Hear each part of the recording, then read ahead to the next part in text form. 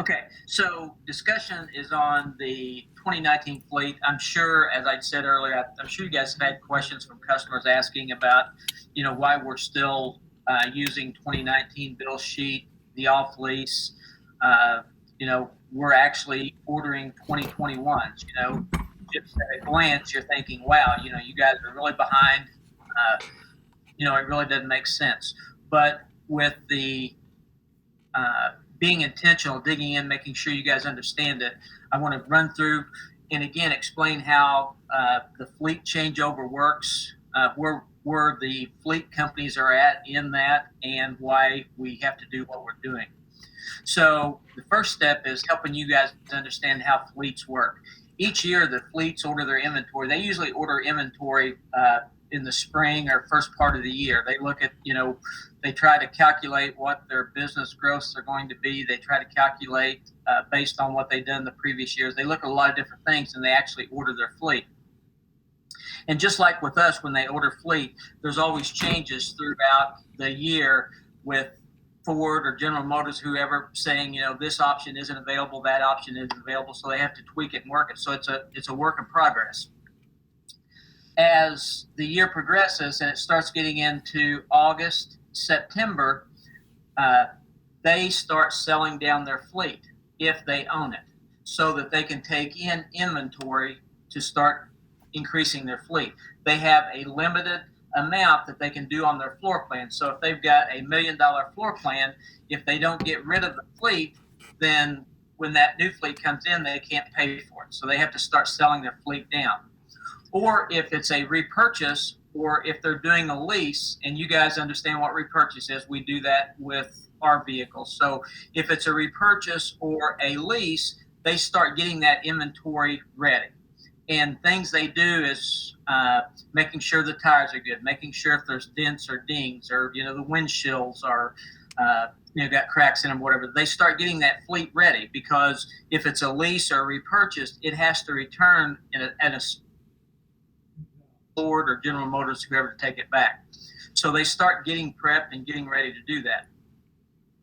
And then once they start doing that, they have to do it in segments, because as a rental fleet, if you can imagine this, they may have 500 vehicles, but they still have to do business while they're taking fleet out of their inventory, bringing fleet into their inventory, and things they have to do is like get those vehicles ready. They have to get them tagged, stocked in, all the things we have to do with our inventory. So they're switching all this stuff out, and it's kind of a juggling act. Well, the farther they get into the fall, they're pulling more and more inventory out. That inventory sets for a while. Once it's reconditioned, then it starts going to the manufacturer's auction sites. Like in Kansas City, it's Manheim. They start stockpiling all this inventory. And it starts out kind of slow, because if you can imagine this whole song and dance that's going on with them pulling inventory out, getting it reconditioned, or if they're trying to sell it, trying to get all that done, it starts out kind of slow because everybody's doing exactly the same thing. But as they get ramped up, more and more inventory starts going into that pool of vehicles to be sold. And as you can imagine, it starts out slow, small numbers, and then as the numbers increase, the prices go down. So with us, every year it's a juggling act on, when do you buy, when's going to be the most inventory in the market, when's the price is going to go down. That's what normally happens. This year it was completely different. As spring came, they had their vehicles they were going to order, but they were scared about the economy, so they didn't order the vehicles. That instead of deciding they were going to get rid of that fleet, they thought, we're just going to hold on to it. If they owned it, they probably was paid for. If they had it leased or repurchased, it didn't increase their holding costs, which is what they paid each month for that vehicle. And also, you've got Ford and General Motors saying, we're going to be going on shutting things down, so we can't produce as much. So that completely shut down that influx of inventory that normally goes into the market. So right now we have Merchants, which is the company that we used to own, which is one of the with fleet leasing. They still have 2019 fleet instead of having 2020 fleet, which they should have had. The other thing that happened is that with a new model year, instead of having like on 2019, just built them and rolled them out, and there was a lot of inventory. With all the changes, they had issues with production stuff. They couldn't produce as many, so there's just not that volume of inventory out there, even with 2020. So what we're forced to do is, and you guys have seen this, for example, we're selling as many 2019 right now off lease as we are 2020. We can't order 2020, so if you want to go with a new one, you have to order a 2021. So we're in this catch-22 is there's no off-lease or very few off-lease 2020s out there. We've already switched to 2021s for ordering new, and if they want a high roof or they can't get an all-wheel drive high roof 2020. So in order to be able for us to continue doing business and selling what we're selling, we have to have 2019, 2020, and 2021. So that's the reason that we have one price sheet, and it was easier to add on to the price sheet that we have versus trying to change that and have 2 or 3 different price sheets. Normally what you would have, and you guys have seen this in the past, normally what we would have had 2016, 2017, 2018, 2019. If you wanted one of those, you would do a discount for year and a discount for mileage. 2020 would be our standard off-lease unit, and you would order a 2021. But because of the inventory issues, we can't do that this year. So we're still selling 2019. Does that make sense? And do you guys have questions on that? That's the way it's going to be. That's the way it's going to be until there's enough fleet inventory and those fleet companies start rolling out of the 2019. At some point, there's going to be a glut of 2019 inventory, and it's going to be really high mileage, and it's going to be really used because they've used it for 2, in some cases, 3 years in a row. Billy, you had a question, I think.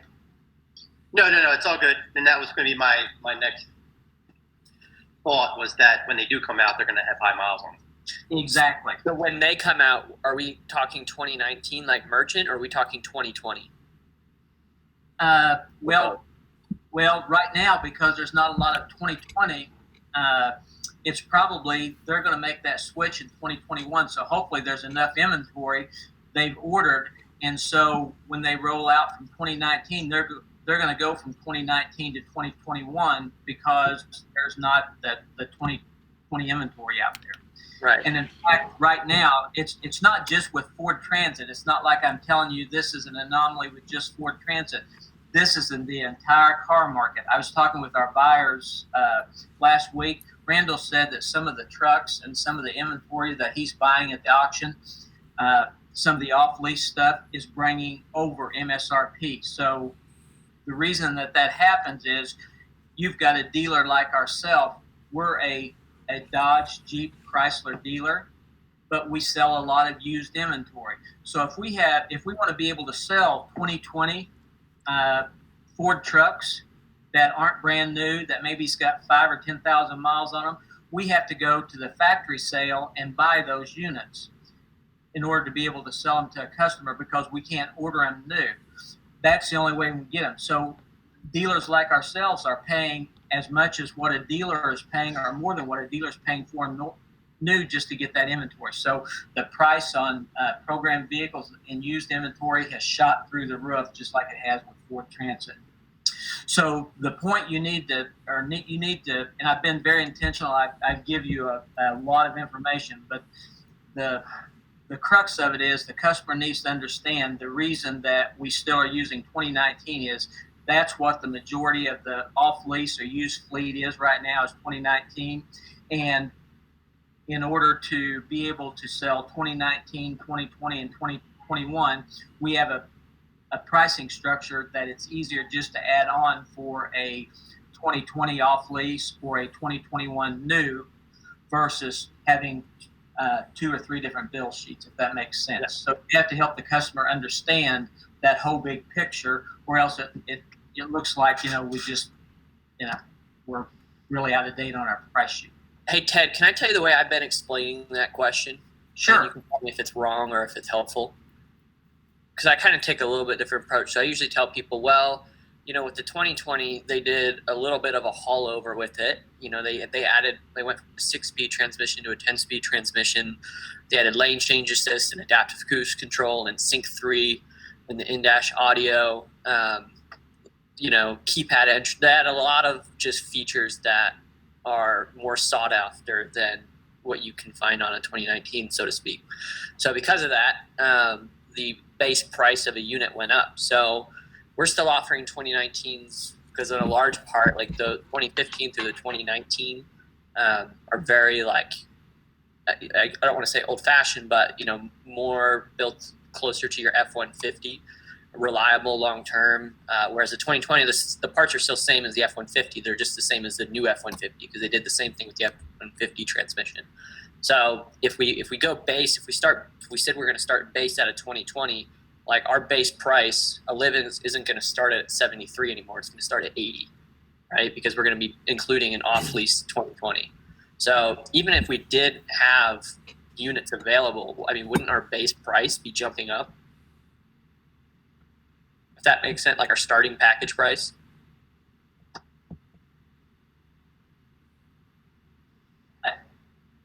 You're asking me would our price go up? Yeah, if we start offering a 2020 right now, like on off-lease 2020, that's a $7,000 increase. So wouldn't our package price just increase by $7,000 if we did that? Yes, once we do a new bill sheet, there will be pricing changes, not just. That's what I tell people is look, you can do an off-lease 2020. It's an option on the build sheet, but the base price jumps up, base package price jumps up, and it's because of these changes that's happening. So. Yeah, my only concern about talking about old and new is, we're still selling 2019, and so when you get into the old and new, it could give them the impression that, a 2019 isn't as good. Isn't as quality or as good as a 2020. And they definitely have their pros and cons. Well, they do. And the other thing is the real crux of it is it's a inventory issue and not a part of that inventory issue. Josh, you're exactly right, is the 2020 there was changes, so them being able to build a new model was a lot less than if they were building the 2019, so that plays into it. But the overall thing is the number of vans out there for sale off lease are very, very limited. Yeah, Josh, I kind of explained that a little bit as well. Just talking about our base price would also go up. So we're giving you the option as well as talking through the lease returns and stuff. But right. I think that was a good point. Yeah, I also explained that Ford shut down for a couple months. There's high demand, low supply. Market value is driven up, which is different than retail value. So. And then I try to push the 2019 if somebody wants a Quigley, and just run the numbers. And you're like, it's so much more affordable in a 2019. Somebody wants a Quigley, they don't necessarily need what's on a 2020. Right. So true. It's like $7,000 less to do that route than a brand new 2021. Yeah. And the purpose of the meeting this morning, guys, is not to give you guys work tracks. I'm giving you a lot of information that then you can take that information, incorporate it into how you're explaining it to the customer and making sure that you guys understand how the fleet process works so that as you're explaining it, if they ask questions, you can answer those questions. So I've given you a lot of information. Alan's recorded. He'll cut it down and make it, so it's easy to look at. But there's a lot of information there. You have to understand how that whole fleet process works in order to be able to explain it to a customer. So my intent was not to give you word tracks, but to give you a lot of information that you can use and develop word tracks, being intentional and understanding how the fleet works and why we're still using 2019, 2020, and 2021. The last thing, and you guys have already mentioned this, there are advantages to doing what we're doing because since COVID has come out, there's been issues with ordering supplies. There's been levies. There's been increase in cost and stuff. We haven't done any of those increases on the bill sheet. Basically, all we've done is gave you guys a number to increase it if they want to go with a 2021, or if they want to do a custom order, we eliminated the $3,000 fleet discount. So there are advantages to using the bill sheet that we use. Any other questions on that? And that's all good input from you guys. Okay.